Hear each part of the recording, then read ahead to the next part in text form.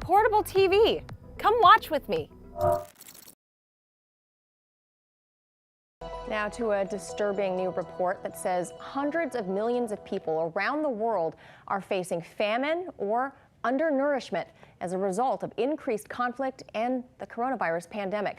World leaders sounding the alarm, warning if something isn't done, millions more will follow. Trinity Chavez has those details. The United Nations announcing this week that global hunger jumped dramatically in 2020, due in large part to the effects of the COVID-19 pandemic on the cost of and access to food. In terms of the figures, this year, in 2020, we found that 720 to 811 million people around the world face hunger in 2020.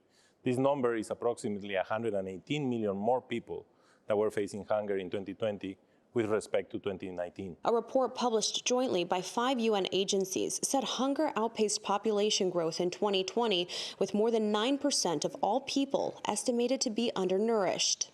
We also seen an increase to 9.1% of the population being undernourished today. Children also paying a high price. According to the report, more than 149 million children under the age of 5 years old are stunted or too short for their age. More than 45 million wasted or weak or too thin for their height, and nearly 39 million are overweight.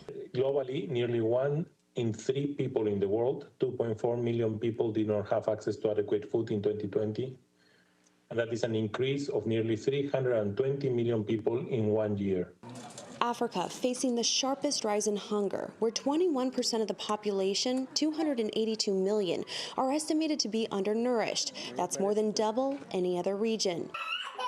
In Ethiopia's Tigray region, tens of thousands of children are at risk of malnutrition as aid continues to struggle to get to the war-torn area. Operationally, on the ground, the challenges we have faced have to do with the lack of access, and sometimes this is very dynamic. It is fluid, it's shifting day by day.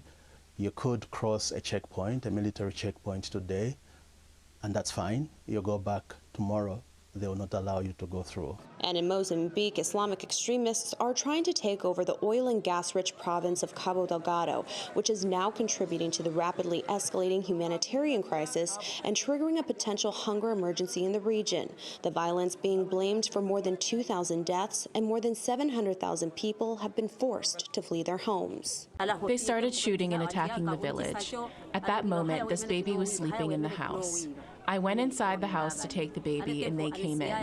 When I picked up the baby, they shouted, "Hey, stop, we will kill you. Stop, we will kill you." I begged. I said, "No, please don't kill us." I was already carrying the baby. He was naked, no clothes, nothing at all.